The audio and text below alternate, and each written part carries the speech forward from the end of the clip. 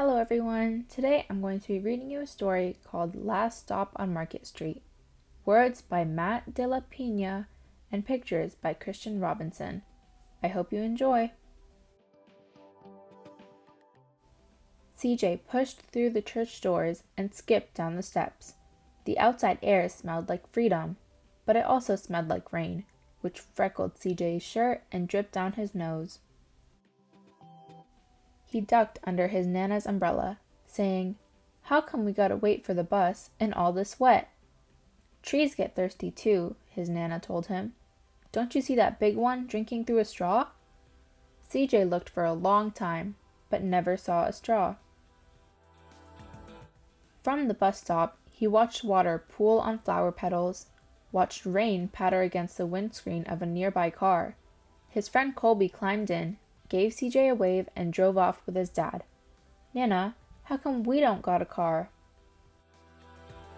"Boy, what do we need a car for? We got a bus that breathes fire, and old Mr. Dennis who always has a trick for you." The bus creaked to a stop in front of them. It sighed and sagged, and the doors swung open. "What's that I see?" Mr. Dennis asked. He pulled a coin from behind CJ's ear, placed it in his palm. Nana laughed her deep laugh and pushed CJ along. They sat right up front. The man across the way was tuning a guitar. An old woman with curlers had butterflies in a jar. Nana gave everyone a great big smile and a good afternoon. She made sure CJ did the same.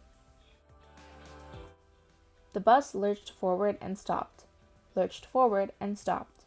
Nana hummed as she knitted. "How come we always gotta go here after church?" CJ said. "Miguel and Colby never have to go nowhere." "I feel sorry for those boys," she told him.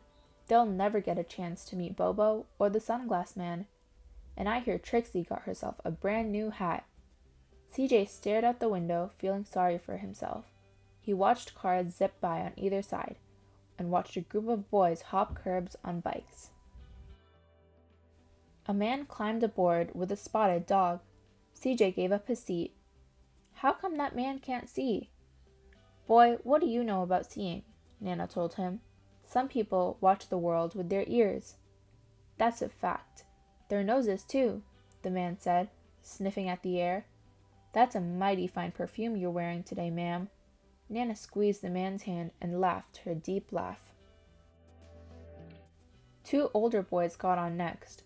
CJ watched as they moved on by and stood in the back. "Sure wish I had one of those," he said. Nana set down her knitting. "What for? You got the real live thing sitting across from you. Why don't you ask the man if he'll play us a song?" CJ didn't have to. The guitar player was already plucking strings and beginning to sing. "To feel the magic of music," the blind man whispered. "I like to close my eyes." Nana closed hers too. So did CJ and the spotted dog. And in the darkness, the rhythm lifted CJ out of the bus, out of the busy city. He saw sunset colors swirling over crashing waves, saw a family of hawks slicing through the sky, saw the old woman's butterflies dancing free in the light of the moon. CJ's chest grew full, and he was lost in the sound, and the sound gave him the feeling of magic. The song ended, and CJ opened his eyes. Everyone on the bus clapped, even the boys in the back. Nana glanced at the coin in CJ's palm. CJ dropped it in the man's hat. "Last stop on Market Street," Mr. Dennis called. CJ looked around as he stepped off the bus. Crumbling pavements and broken down doors, graffiti-tagged windows and boarded-up stores.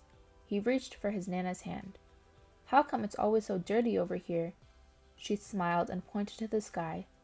"Sometimes when you're surrounded by dirt, CJ, you're a better witness for what's beautiful." CJ saw the perfect rainbow arcing over their soup kitchen. He wondered how his Nana always found beautiful wherever he never even thought to look.